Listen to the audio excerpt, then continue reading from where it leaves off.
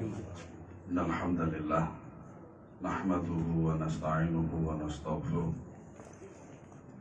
ونعوذ بالله من شرور أنفسنا وسيئات أعمالنا من يهده الله فلا مضل له ومن يضلل فلا هادي له أشهد أن لا إله إلا الله وحده لا شريك له وأشهد أن محمدا عبده ورسوله يا أيها الذين آمنوا اتقوا الله حق تقاته ولا تموتن إلا وأنتم مسلمون فإن أصدق الحديث كتاب الله وخير الهدي هدي محمد صلى الله عليه وسلم وشر الأمور محدثاتها وكل محدثة بدعة وكل بدعة ضلالة وكل ضلالة في النار.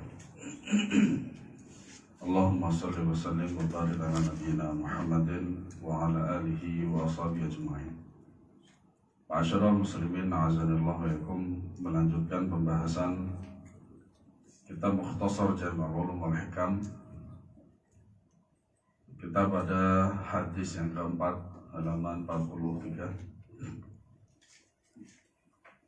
An Abdullah bin Mas'ud radhiyallahu anhu qala حدثنا رسول الله صلى الله عليه وسلم وهو الصادق المصدوق إن أحدكم يجمع خلقه في بطن أمه 40 يوما نطفة ثم يكون علقة مثل ذلك ثم يكون مضغة مثل ذلك ثم يرسل الله إليه الملك فينفخ فيه الروح ويؤمر بأربع كلمات بكتب رزقه وعمله وأجله وشقي أو سعيد فوالذي لا إله غيره إن أحدكم ليعمل بعمل أهل الجنة حتى ما يكون بينه وبينها إلا ذراع فيسبق عليه الكتاب فيعمل بعمل أهل النار فيدخلها وإن أحدكم ليعمل بعمل أهل النار حتى ما يكون بينه وبينها إلا ذراع فيسبق عليه الكتاب فيعمل بعمل أهل الجنة فيدخلها. Hadis ini disepakati kesahihannya oleh Al-Bukhari dan Muslim. Di hadis ini muttafaqun alaih. Dalam Bukhari hadis ini nomor 3332 dan ada pun Muslim 2643. Ya. Dan ternyata setelah dipelajari bahwasanya seluruh hadis yang ada di Bukhari itu sekitar 7.000 atau 8.000. Dan ternyata di sebagian hadis-hadis itu merupakan pengulangan. Ya. Merupakan pengulangan. Ya. Nah, pengulangan tersebut disebabkan karena faedah daripada hadis tersebut. Faedah daripada hadis tersebut. Sehingga Al-Imam Al-Hafidh rahimahullahu ta'ala menyebutkan satu hadis itu dalam beberapa bab. Ya, dalam beberapa bab. Ya. Karena kadang juga bab dalam hadis beliau itu menyesuaikan daripada hadis tersebut. Ya. Seperti hadis ini akan kita pelajari insyaallah. Dari Abdullah bin Mas'ud, ia mengatakan Rasulullah SAW menuturkan kepada kami, dan beliau adalah orang yang jujur lagi terpercaya. Nah, as-sadiqul masduq ini adalah gelar yang diucapkan oleh Abdullah bin Mas'ud, dan itu sahih. As-sadiqu fil kalam wal masduqu fil qaul. Ya. As-sadiq, Nabi SAW selalu berbicara benar dan jujur. Bahkan beliau pun sebelum diangkat menjadi Nabi dan Rasul, Gelar beliau pun juga apa? Al-Amin. Al-Amin, yang maknanya dipercaya. Al-Masduq, ya, terpercaya. Makanya Nabi SAW bersabda, la imana liman la amanata lahu. Tidak sempurna iman seseorang sehingga dia amanah. Ya. Makanya as-sadiqul masduq ini adalah istilah gelar yang disematkan oleh Abdullah bin Mas'ud kepada Rasulullah Sallallahu Alaihi Wasallam, dan Nabi Sallallahu Alaihi Wasallam tidak mengingkarinya, artinya menyetujui. Sesungguhnya setiap dari kalian dikumpulkan penciptaannya dalam perut ibunya selama 40 hari dalam bentuk air mani, ya, sedang diproses. Dalam 40 hari itu dalam proses dan masih dalam bentuk mani. Ya. Kemudian berubah menjadi seorang malaikat, ya, untuk meniupkan ruh di dalamnya. Dan ia diperintahkan untuk menulis 4 kalimat atau 4 takdir di sini. Ya. Jadi setelah ruh sudah ditiupkan ke jabang bayi tersebut, ya, maka ada 4 perkara yang sudah dituliskan oleh Allah Subhanahu wa Ta'ala. Rezekinya, amalnya, ajalnya, dan takdirnya menjadi sengsara atau bahagia. Itu takdir manusia.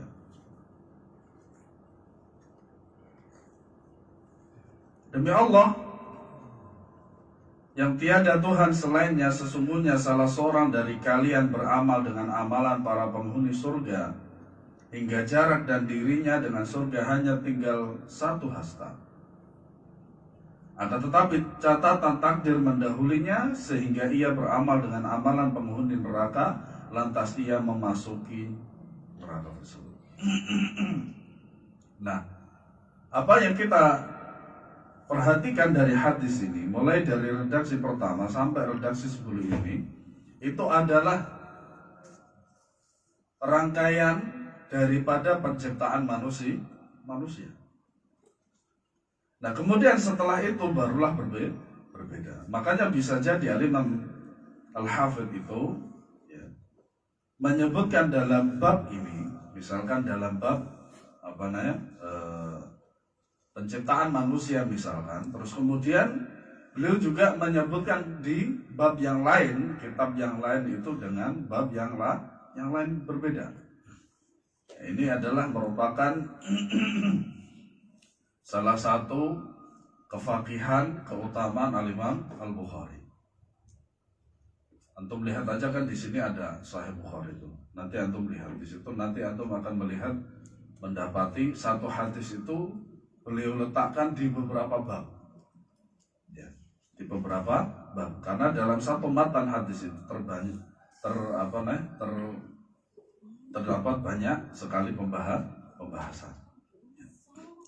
Dan sesungguhnya salah seorang dari kalian beramal dengan amalan penghuni neraka hingga jarak antara dirinya dengan neraka hanya tinggal 1 hasta, tetapi catatan takdir mendahulunya sehingga ia beramal dengan amalan penghuni surga, maka lantas ia memasukinya, yaitu surga tersebut. Nah, di sini disepakati kesahihan oleh Al-Bukhari dan Muslim serta diterima kaum muslimin yang bahkan pun yang mengaku sebagai seorang muslim seperti orang-orang Syiah. Makanya hadis Arba'in Nawawi ini, Riyadhus Shalihin, itu diterima seluruh firqah, ya. 73 firqah itu menerima apa? Menerima kitab ini. Bisa jadi adalah karena keikhlasan penulisnya. Orang Syiah, orang Khawarij, orang Qadariyah ini ternyata menerima kitab beliau ini, Riyadhus Shalihin dan Arba'un An-Nawawiyah, ya. Hadis ini menunjukkan bahwa selama 120 hari janin mengalami perubahan dalam 3 tahapan. Hadis ini juga merupakan penjelas daripada Al-Quran. Setiap tahapnya berlangsung selama 40 hari. Pada 40 hari pertama ia berwujud air mani. Kemudian pada 40 hari kedua berubah menjadi segumpal darah. Kemudian pada 40 hari ketiga berubah menjadi segumpal daging. Kemudian setelah 120 hari malaikat meniupkan roh padanya dan menulis untuknya 4 kalimat ini. Dan ini sesuai dengan 2 ayat ya, yang menjelaskan tentang hal tersebut. Ya. Yang pertama adalah surat Al-Hajj ayat 5. Ya ayuhan nasu in kuntum fi raibin minal ba'thi fa inna khalaqnakum min turabin thumma min nutfah thumma min 'alaqatin thumma min mudghatin mukhallaqatin wa ghairu mukhallaqatin linubayyana lakum wa nuqarru fil arhami ma nasha'u ila ajalin musamma. Wahai manusia, jika kalian meragukan tentang kebangkitan dari kubur, maka ketahuilah sesungguhnya kami telah menciptakan kalian dari tanah. Nah, ini merupakan ayat untuk mengingkari orang-orang kafir yang mereka mengingkari kebangkitan, mengingkari kebangkitan. Kemudian dari setetes mani itu kemudian ya, dari segumpal darah, kemudian dari segumpal darah daging yang sempurna kejadiannya dan yang tidak sempurna. Ya, artinya apa? Ketika maksud daripada tidak sempurna ini adalah, makanya kadang kita pernah mendengar seorang bayi itu tidak sempurna, nggak punya tangan, nggak punya lengan, matanya atau bibir sumbing yang sering kita dengar. Ya seperti itu maksud daripada tidak sempurna. Agar kami jelaskan kepada kalian dan kami tetapkan dalam rahim apa yang kami kehendaki sampai waktu yang sudah ditentukan. Ini ayat yang pertama. Allah Subhanahu wa Ta'ala menyebutkan 3 tahapan ini sesuai dengan apa? Hadis, matan hadis. Pertama air mani, kemudian segumpal darah dan segumpal daging. Kemudian dalam surat Al-Mu'minun ayat 12 sampai 14. Nah, kalau ini secara detail malah.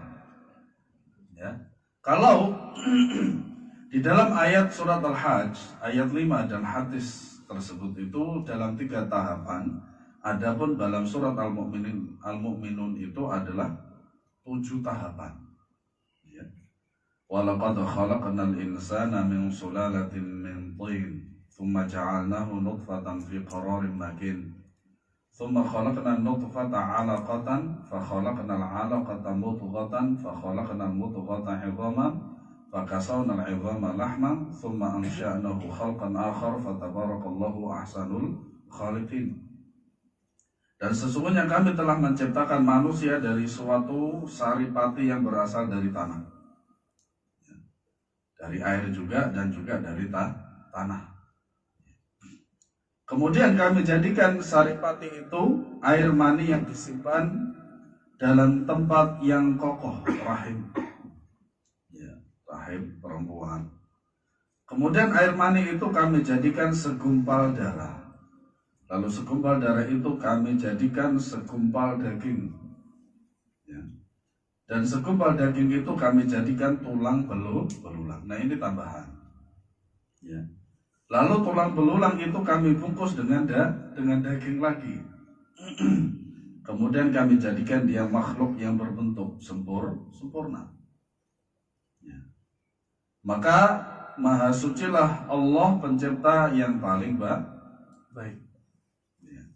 Inilah 7 tahapan yang Allah Subhanahu wa Ta'ala sebutkan dalam ayat ini mengenai penciptaan manusia sebelum ditiupkan ruh. Makanya para ulama ahli tafsir mengatakan bahwasanya antara satu ayat itu ditafsirkan dengan ayat yang lain. Ayat surat Al-Hajj ayat 5 itu masih secara global dalam penciptaan manusia. Nah, adapun dalam surat Al-Mu'minun ayat 12 sampai 14 itu adalah penciptaan manusia secara terperinci. Hadis yang kita bawakan juga ini juga masih secara secara umum. Cuman yang membedakan adalah kalau dalam hadis ini itu disebutkan jangka waktunya.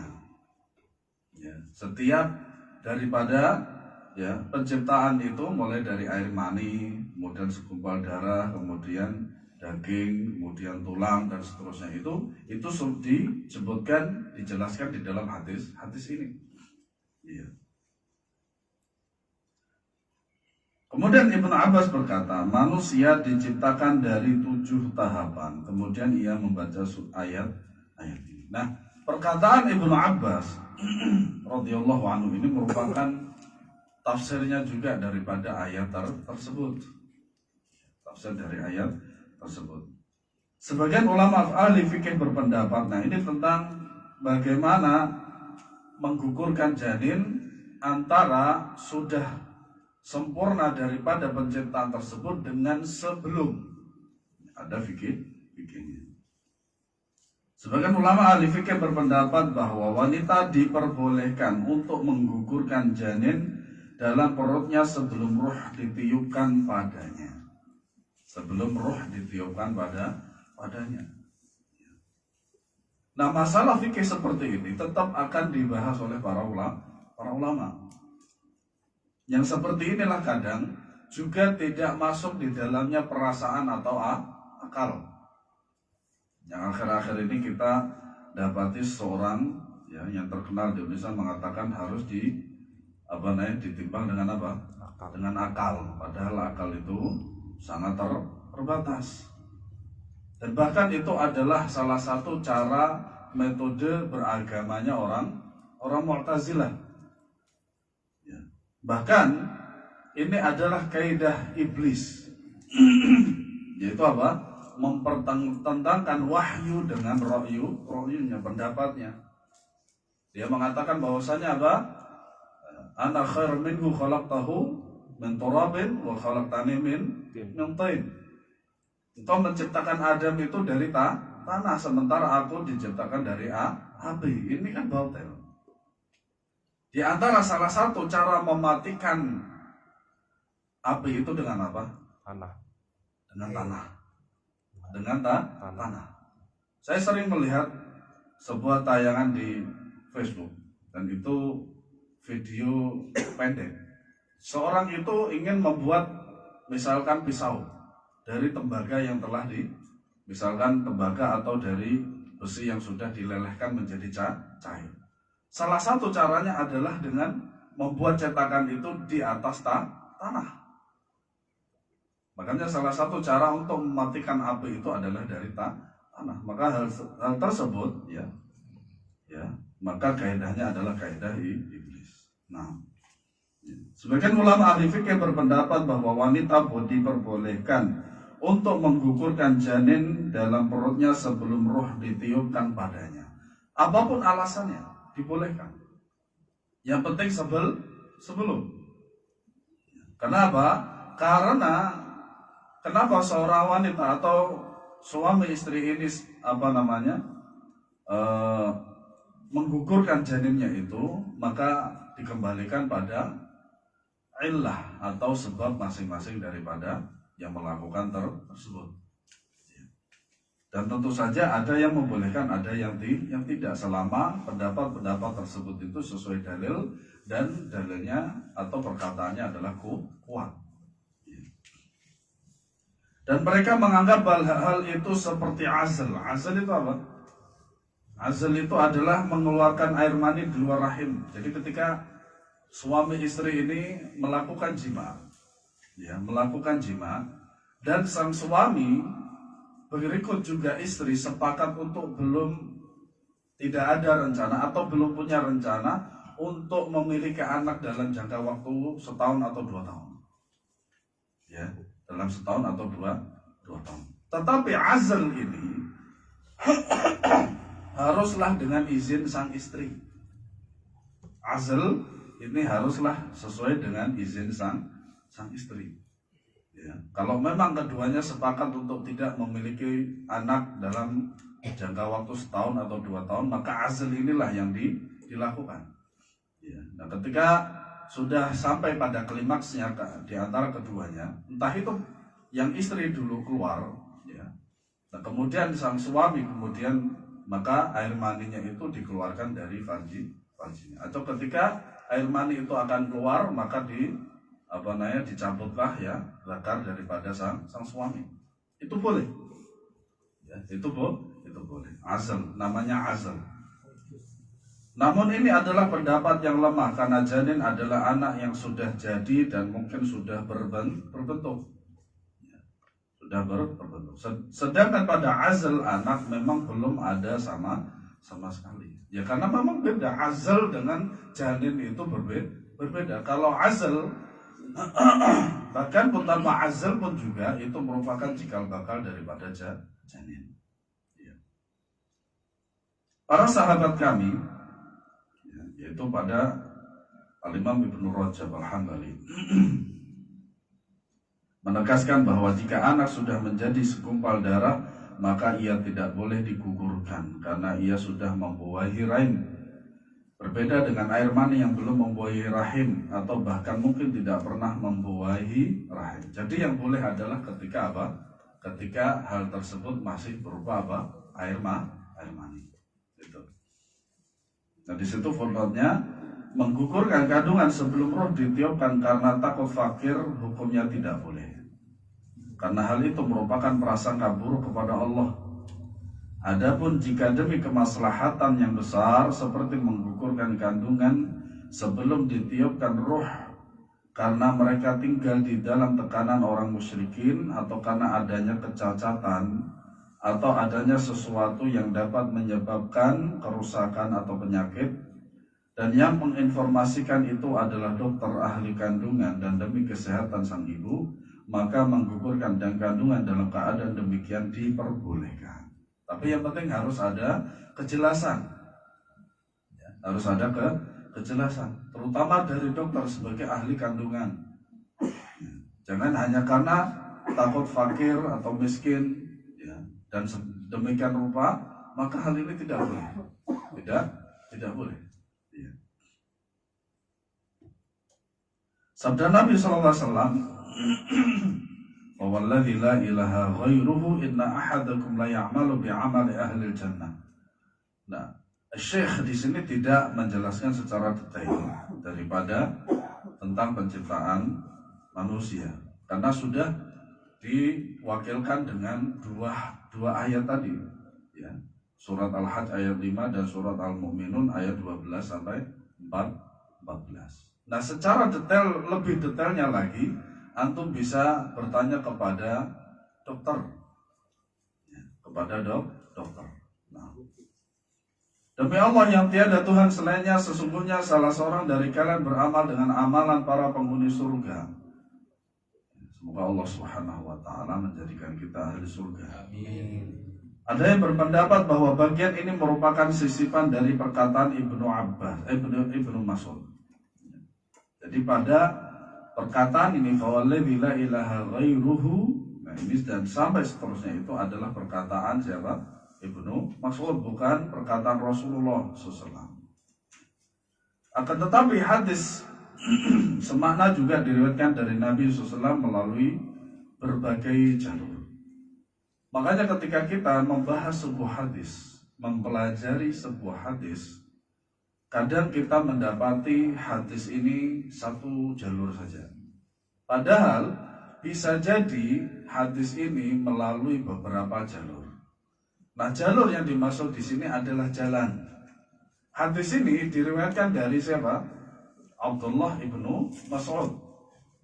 Bisa jadi kita mendapati hadis yang sama juga dari jalur sahabat yang lain, ya, sahabat yang lain. Paling minimal dari kebanyakan perawi itu 5 sampai 8 perawi daripada para sahabat. Ada juga perawi pertama setelah Nabi SAW itu dari para sahabat itu ada 11 perawi.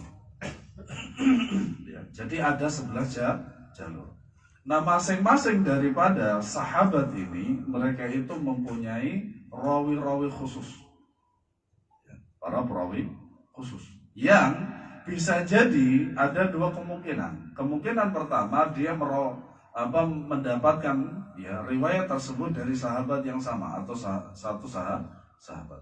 Bisa jadi juga dia mendapatkan dari sahabat yang lain. Nah, inilah merupakan kaidah atau ilmu mustalahul hadis yang luar biasa. Makanya di antara ilmu yang panjang itu adalah mustalahul hadis. Terlebih lagi jikalau hal tersebut akan ya memasuki bab tentang takhrij. Tentang takhrij. Dalam Sahih Bukhari dari Sahal bin Sa'ad bahwa Nabi SAW bersabda, "Innamal a'malu bil khawatim."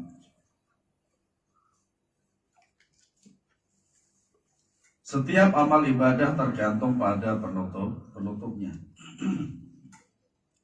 Dalam Sahih Muslim diriwayatkan dari Abu Hurairah. Nah, ini beda lafaz.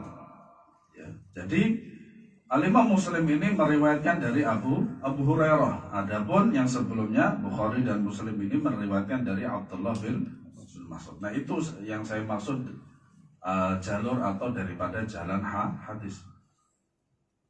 Innar rajula la ya'malu az-zaman at-tawila bi'amali ahli al-jannah thumma yukhtamu lahu 'amaluhu bi'amali ahli an-nar. Wa inna ar-rajula la ya'malu az-zaman at-tawila bi'amali ahli an-nar thumma yukhtamu lahu 'amaluhu bi'amali ahli al-jannah. Nah, ini yang membedakan apa? Kalau dalam riwayat Muslim dari Abu Hurairah itu ya, redaksinya adalah innar rajula. Ya, inna ar-rajula. Adapun dalam hadis tersebut, hadis yang kita bahas ini adalah inna ahadakum la ya'malu. Itu bedanya, dan itu banyak manfaat dan fawaid daripada setiap redaksi hadis yang berbeda. Sesungguhnya seorang beramal dalam waktu yang lama. Dalam waktu yang lama di sini maksudnya adalah umur yang Allah berikan kepadanya. Ya, entah itu 70 tahun, 100 tahun dan lain sebagainya. Ya. Amalan penghuni dengan amalan penghuni surga. Kemudian amalnya diakhiri dengan amalan penghuni neraka. Nah, bedanya dengan riwayat ini, kalau riwayat ini itu tidak ada riwayat apa? Tidak ada redaksi yang ini. Ya. Fayasbiqu alaihil kitab. Fayasbiqu alaihil kitab. Tidak ada redaksi itu. Ya. Yang artinya adalah ya akan tetapi catatan takdir mendahulunya. Tidak ada. Dan sungguh seseorang beramal dalam waktu yang lama dengan amalan penghuni neraka, lalu amalnya diakhiri dengan amalan penghuni surga. Jadi masing-masing riwayat dan masing-masing matan itu berbeda. Begitu juga periwayatan dari masing-masing imam. Dalam kitab Sahihain dari Sahal bin Sa'ad As-Sa'idi bahwa Rasulullah SAW bertemu dengan kaum musyrikin di medan perang. Nah, ini asbabul wurud dari hadis tersebut. Lalu di antara sahabat beliau ada seorang prajurit yang tidak membiarkan ada prajurit musuh yang lengah atau terpisah dari temannya, melainkan prajurit musuh itu akan diincar olehnya, kemudian ia tebas dengan pedangnya. Kemudian para sahabat yang lainnya berkata, tidak ada orang yang lebih mencukupi dari kita pada hari ini melebihi si fulan. Kenapa? Melihat si fulan tersebut betul-betul luar biasa dalam berperang. Akan tetapi Rasulullah SAW bersabda dia termasuk penghuni neraka. Ini dalam jihad loh. Ini dalam jihad. Maka salah seorang sahabat mengatakan, aku temannya yang menjadi saksi yang nanti bisa mungkin meringankan ya apa yang telah disabdakan oleh Nabi SAW tentang dirinya. Ia pun mengikutinya. Kemudian prajurit yang pemberani itu terluka parah sehingga tidak sabar, sehingga ia hendak mempercepat kematiannya. Maka ia letakkan gagang pedangnya di tanah dan meletakkan bagian ujung di antara kedua dadanya. Ia menusukkan dadanya hingga membunuh dirinya sendiri. Ini Kenapa beliau sallallahu alaihi wasallam mengatakan dia termasuk ahli neraka? Yang ini menjadi isyarat bahwasanya orang yang bunuh diri itu masuk neraka dan dia akan disiksa sebagaimana dia bunuh diri. Kalau dia bunuh dirinya dengan pedang, maka nanti dia disiksa dengan pedang itu dengan cara yang dia bunuh diri tersebut. Kalau gantung diri, maka dia akan disiksa dengan gantung diri. Setelah itu orang mengikutinya itu pergi menghadap Rasulullah SAW. Seraya mengatakan, aku bersaksi bahwa engkau adalah utusan Allah Subhanahu wa Ta'ala. Lalu menceritakan kepada beliau tentang apa yang terjadi pada prajurit itu. Kemudian Nabi SAW bersabda, Inna rajula la ya'malu amala ahli jannah fima yabdu linnas wa huwa min ahli nar. Wa inna rajula la ya'malu amala ahli nar fima yabdu linnas wa huwa min ahli jannah. Nah ini beda riwayat lagi dan beda apa? Beda redaksi. Ya, yaitu dengan tambahan apa? Fima yabdu linnas. Fima yabdu linnas. Makanya kadang kita melihat orang itu baik. Orang itu baik.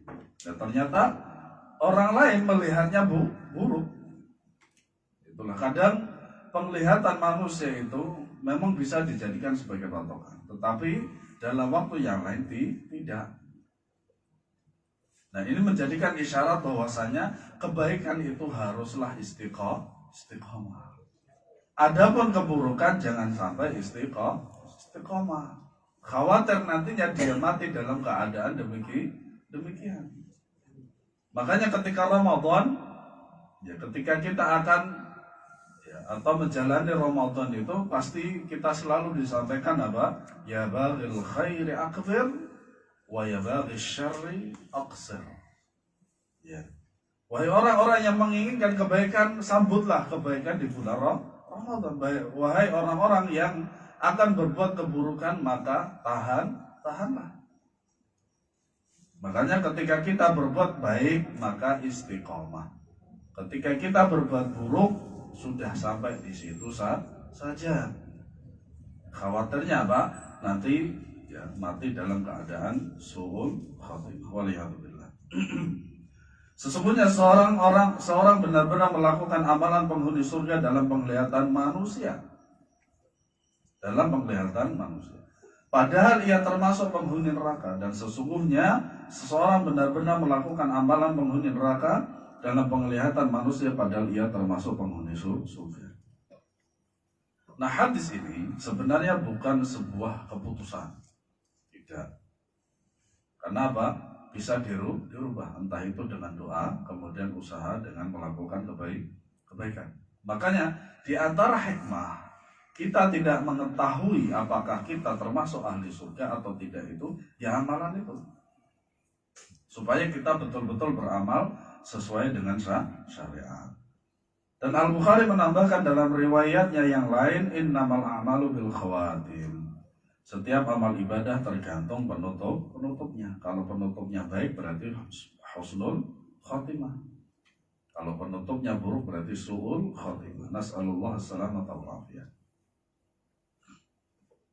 Sabda beliau sallallahu alaihi wasallam dalam penglihatan manusia menunjukkan bahwa hal yang tersembunyi dalam perkara ini berbeda dari apa yang terlihat. Dan bahwa akhir yang buruk terkadang disebabkan karena rahasia batin hamba yang tidak dapat dilihat orang lain. Nah ini ya, poin pentingnya di sini, redaksi ini. Ya, perihal batin dari seorang hamba. Sifat buruk yang tersembunyi itu menyebabkan datangnya akhir yang buruk pada saat kematian. Apalagi makanya kadang ada amalan zahir. Artinya apa? Zahir tersebut maknanya adalah dilihat orang lain. Artinya dia menjadi seorang ahli ibadah, bacanya Al-Qur'annya kuat, sholat malamnya juga kuat, dan seterusnya. Tetapi di satu sisi lain ternyata dia punya perkara atau amalan-amalan yang tersembunyi yang hanya dia saja yang tahu. ternyata amalan tersembunyi tersebut dan dia lakukan terus-menerus tersebut, ya, sehingga dia mati dalam keadaan hal tersebut. Makanya para ulama juga menjelaskan bahwasannya setiap kita, seorang muslim itu harus mempunyai amalan sirriyah. Nah, amalan sirriyah di sini maksudnya adalah amalan baik yang tidak diketahui oleh orang lain. Sehingga dengan amalan tersembunyi tersebut bisa, ya, menunjuki dia ke dalam apa? Surga. Tapi dengan syarat bahwasanya amalan tersebut adalah amalan yang baik. Demikian pula terkadang seorang melakukan amalan penghuni neraka sedangkan dalam hatinya terdapat sifat tersembunyi berupa kebajikan. Kemudian sifat baik yang tersembunyi itu menjadi dominan di akhir usianya sehingga menyebabkan ia menjadi husnul khotimah. Nah, itu maksud daripada innamal a'malu bil khawatim.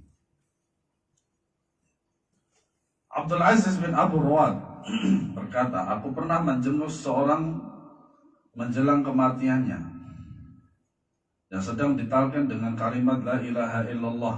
Makanya talqin yang sahih itu adalah ketika sakaratul maut atau bahkan sebelumnya kita punya dzan kuat, prasangka kuat bahwasanya dia hari ini sakaratul maut. Maka ketika ditalqin tersebut dia bisa jawab, bisa melafalkan. Nah, kalau sudah mati ditalqin, mendengar mungkin iya, tapi tidak bisa melakukan, melafazkan, mengucapkan, maka tidak ada manfaatnya itu talqin. Ya, kalau sudah dikubur ya sudah, perkara sudah selesai. Ya, kalau sekiranya, ya, sudah dikubur kemudian ditalqin, mendengar saja, tapi mengulang mengucapkan itu tidak bisa. Kalau toh bisa, ada manfaatnya enggak? Enggak ada, kan sudah mati. Dan inilah merupakan, ya, realisasi daripada sabda Nabi SAW, man kana akhiru kalamihi la ilaha illallah dakhalal jannah. Kenapa disyariatkan talqin sebelum mati? Ya karena ini, supaya apa? Masuk ke dalam hadis ini. Di akhir perkataannya ketika dia meninggalkan dunia itu adalah la ilaha illallah. Itu. Seorang mengatakan di akhir pembicaranya, dia mengingkari apa yang kau katakan dan ia mati di atas keadaan tersebut. Waliyahulillah, menakutkan sekali. Aku pun bertanya tentangnya, ternyata ia seorang pecandu khamr. Pecandu lagi, mudminul khamr. Beliau melanjutkan, takutlah kalian dari dosa, karena dosalah yang menjerumuskan. Dahulu Sufyan Ats-Tsauri, ya, rahimahullah, sangat gelisah. Beliau menangis seraya berkata, aku takut bila aku tercatat dalam ummul kitab Al-Lauhul Mahfuz sebagai orang yang celaka. Aku takut jika iman dicabut dariku ketika ajal menjemput. Nah, ini Sufyan Ats-Tsauri, apalagi kita. Semakin, maka betul lah, ya, Allah Subhanahu wa taala berfirman, innama yakhsyallaha min ibadihil ulama. Malik bin Dinar rahimahullah berdiri sepanjang malam dengan memegang jenggotnya seraya berkata, artinya para ulama salaf terdahulu jenggotnya panjang. Ini merupakan sunnah Rasulullah SAW. Ya. Orang Kristen mengatakan bahwasanya jenggot itu adalah ciri-ciri teroris dan orang-orang Muslim juga mengikutinya. Kemudian dibantah, Yesus aja berjenggot, bagaimana engkau mengatakan mereka itu jenggot itu adalah teroris? Jenggot itu adalah membedakan antara laki-laki dan perempuan. Walaupun sekarang juga ada sebuah penyakit yang mana seorang perempuan itu juga bisa tumbuh jenggot. Tapi kan itu penyakit, bukan alami. Nah, adapun laki-laki itu alami. Tidak perlu sakit hati dikatakan seperti kambing dan lain sebagainya. Babi aja nggak berjenggot. Kalau ada yang mengatakan demikian, tapi yang lebih baik adalah apa? Sampaikan sabda Nabi SAW. Dan Nabi SAW juga berjenggot. Ya. Wahai Rabb, sungguh Engkau telah mengetahui siapa saja penghuni surga dan siapa saja penghuni neraka. Makanya ada seorang habib muda mengatakan dia ingin menghack neraka, sehingga dia tahu siapa saja yang masuk neraka. Biasa, orang Syiah itu kurang ajar terhadap Allah. Itu sudah biasa. Makanya orang-orang kafir kurang ajar terhadap Allah itu biasa, sudah. Ya, maka kalau tidak masuk akal, iya memang tidak masuk akal. Gimana caranya menghack neraka? Padahal kalau sekiranya dia ditakdirkan sebagai ahli neraka. Makanya kalau antum mendengar orang-orang seperti itu, ya pastikan dulu kalau dia Syiah. Karena Syiah itu kurang ajar terhadap Allah dan Rasulnya itu sudah biasa. Bahkan ajaran mereka seperti itu. Ya, ajaran mereka seperti itu. Allah disalahkan. Seharusnya yang memberikan wahyu itu kepada Ali bin Abi Thalib, bukan kepada Rasulullah. Itu sudah biasa kayak gitu orang-orang Syiah itu. Makanya Imam Malik mengatakan orang-orang Syiah itu bukan orang Muslim, berbaju Muslim. Lalu di manakah antara dua negeri itu yang akan menjadi tempat tinggal Malik? Nah, ini menandakan bahwasanya para imam terdahulu tidak mengetahui hal gaib. Ya, maka kalau ada orang yang mengatakan dia mengetahui hal gaib, ya sudah dipastikan dia itu berdosa. Karena itulah para sahabat dan orang-orang sesudah mereka dari kalangan salafus saleh takut terkena penyakit nifaq, dan kegelisahan serta kekhawatiran mereka akan bahaya itu sangatlah besar. Seorang mukmin sudah semestinya merasa takut dengan penyakit nifaq asghar dan khawatir apabila sifat itu menguasai dirinya di akhir hayatnya. Sehingga menyebabkan terjangkit nifaq akbar, sebagaimana yang telah dijelaskan sebelumnya bahwa sifat buruk yang tersembunyi itu dapat mengantarkan kepada su'ul khatimah.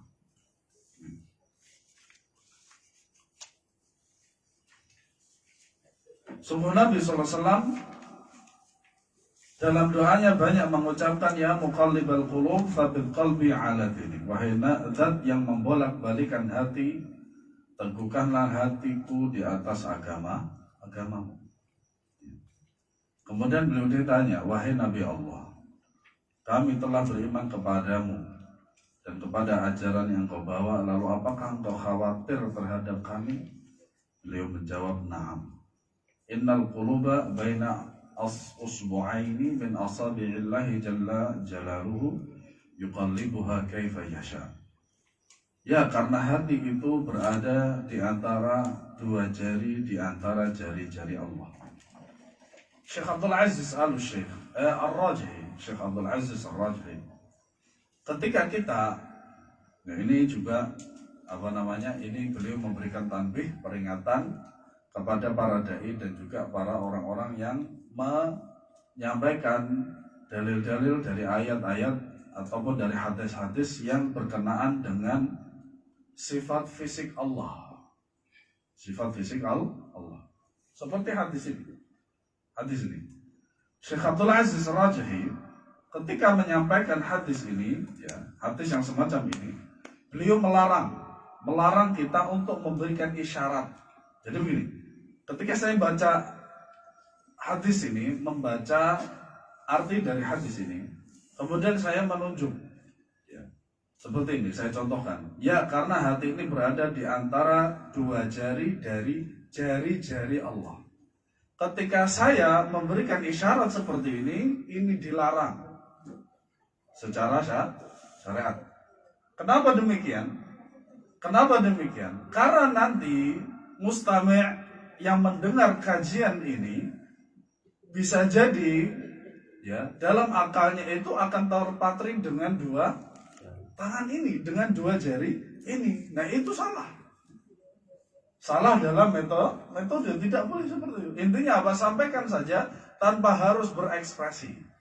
Itu kata Syekh Abdul Aziz Rajhi, hafizahullah ta'ala. Dia membolak-balikan sekehendaknya. Makanya kadang hati kita itu bahagia. Pagi bahagia, entar sore sedih, nangis, geruk-geruk, dan seterusnya. Atau paginya nangis, sedih, dan seterusnya. Ya, kemudian malamnya apa? Foya-foya. Atau bahagia.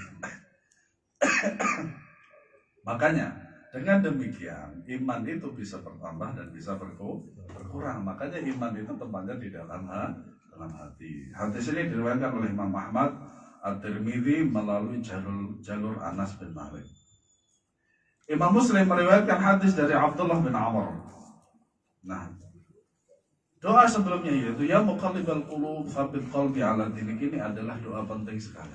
Doa ini sering dipanjatkan oleh Nabi SAW dalam doanya.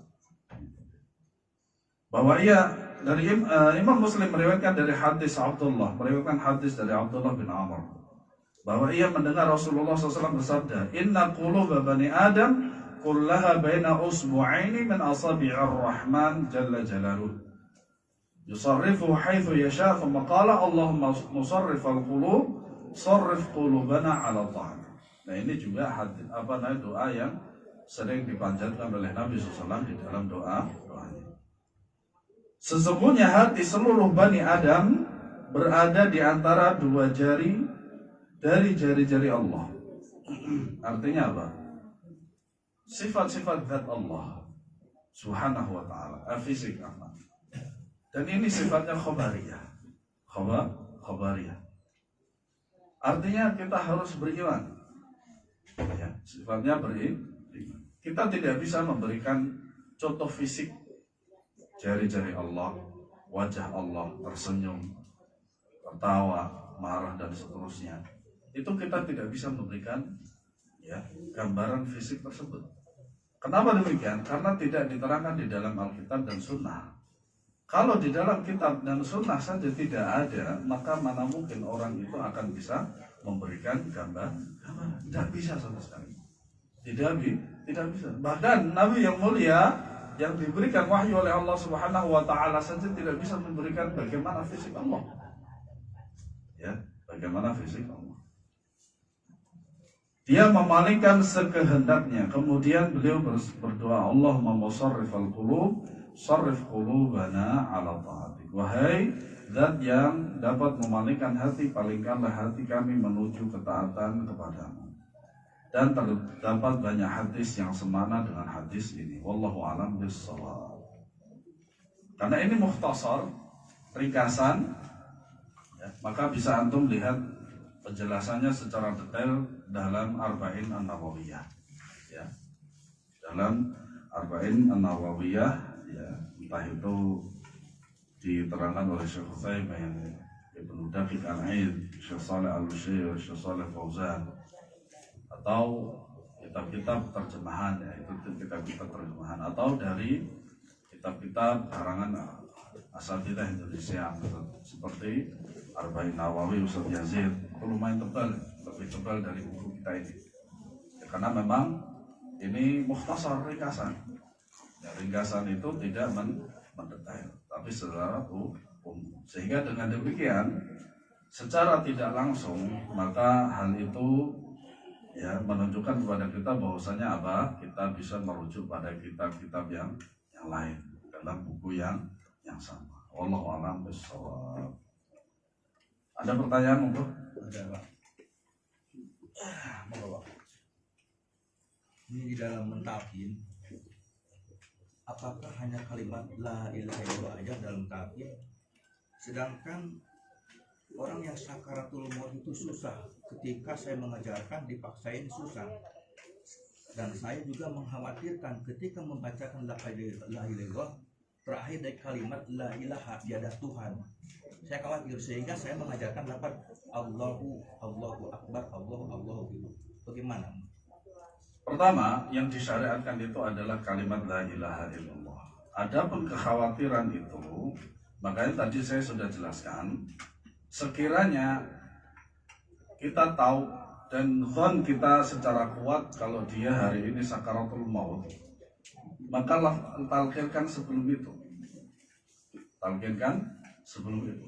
Di antara kesalahan ya masyarakat kita itu adalah apa? Ketika ya sudah kuat dzan, prasangka bahwasanya dia sakaratul maut hari ini, itu diajak ngobrol.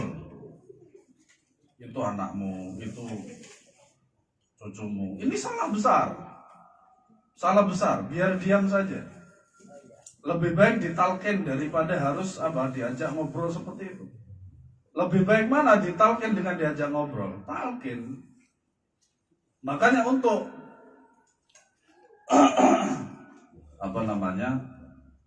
mengantisipasi hal tersebut, ya, hanya sekedar nanti la ilaha saja itu kan berbahaya sekali gitu kan. Maka kalau kita dzan kuat dia sakaratul maut itu, yaitu kita talqikan waktu itu. Justru apa yang antum talqikan berupa Allah dan seterusnya itu tidak masuk. Justru itu tidak terdapat dalilnya seperti itu. Ya, itu tadi saya kira masalahnya adalah ketepatan waktu dalam talqin. Itu tadi dzan kita kuat kalau dia sakaratul maut. Kemudian nyawanya kan masih ada. Iya. Selesai kemudian talqin, tapi apakah itu sudah disebut talqin sedangkan masih ada? Iya, disebut talqin. Kan hadis, makanya di sini Syekh tidak menyebutkan dalam syarahnya itu hadis yang lain. Inda sakarat, dalam sekarat. Makanya dzan kita kalau kita kuat itu hari ini, ya dia itu sekarat. Maka sebelumnya kita talqin tersebut. Karena memang orang yang dalam sekarat itu memang sulit untuk melafalkan apapun, terutama la ilaha illallah. Makanya di antara salah satu cara mudah supaya mudah ketika sakaratul maut itu ya melafalkan la ilaha illallah sebelum mati itu sering-seringlah mengucapkan la ilaha illallah. Anda sudah mengucapkan, karena masih ada nyawanya, ayo bapak terus.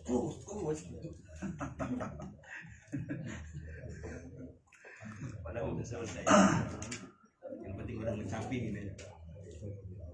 Ya, intinya seperti itu. Udah mencamping sekali, udah cukup berarti ya Pak? Iya, talqin cukup sekali, jangan berkali-kali. Talqin itu sekali, jangan berkali-kali. Sekali aja sulit, apalagi berkali-kali. Terlebih lagi diajak ngobrol, itu anakmu sekarang. Apa bisa mikir kayak gitu? Dia itu mikir dirinya sendiri.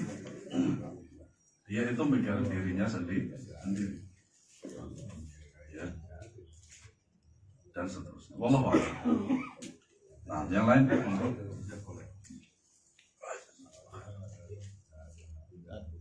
Moga Pak. Tentang riwayatan khas. Iya. Dari beberapa riwayatan itu yang hadis itu minimal 8 periwayat. Sebenarnya bukan patokan minimal. Yang saya tahu dari periwayatan satu hadis itu yang meruwikan itu paling sedikitnya ada 8 atau paling tidak 5. Tapi ada juga yang satu saja seperti hadis pertama dari hadis ini. Ya. Ada juga yang saya lihat itu perawinya 11. Jadi satu hadis ini diriwayatkan oleh 11 sahabat. Artinya begini, hadis itu disampaikan dari Rasulullah SAW tergantung dari sahabat yang menerima dari hadis itu. Misal, saya mendapatkan sanad sebuah hadis. Apa istilahnya ya? Ya, pengambilan sanad. Misalkan saya dapat sanad daripada Mukhtasar Jamul Ulum Wal Hikam yang kita bahas. Nah, kemudian saya mendapatkan tanda tangan dari syekh yang saya mendapatkan sanad dari beliau. Boleh tidak saya meriwayatkan kepada antum yang di sini semuanya ada? Bisa. Saya kasih satu persatu sertifikat itu secara tulisan. Nah, seperti itu maksudnya. Makanya ada satu hadis, ada yang meriwayatkan satu sahabat saja. Ada yang meriwayatkan hadis itu 5 sahabat, ada 8, ada 11. Wallahu a'lam. Satu, atau yang kita sebut dengan hadis ahad. Jikalau hadis itu sahih maka diterima. Sebagaimana pendapat Al-Imam Asy-Syafi'i rahimahullahu taala dalam tersebut. Nah, yang lain monggo.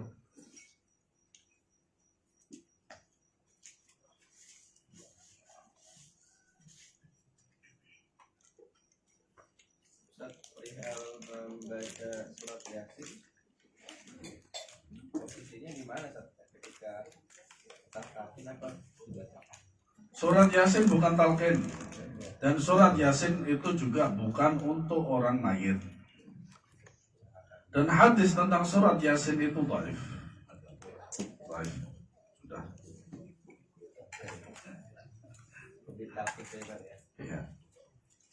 Dan surat-surat itu yang ada, Al-Quran itu bukan untuk orang mati. Ya, bukan untuk orang mati. Tapi untuk siapa? Orang yang hidup. Dan Al-Imam Syafi'i rahimahullah mengatakan tidak sampai bacaan Al-Quran itu. Pahalanya itu tidak sampai.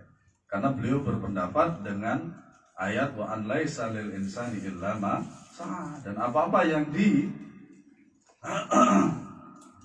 dan tidaklah manusia itu mendapatkan kecuali apa yang dia usahakan ketika di dunia. Itu yang tidak bisa dipahami oleh mereka-mereka yang bermadzhab Syafi'i. Ya. Nah, wallahu a'lam.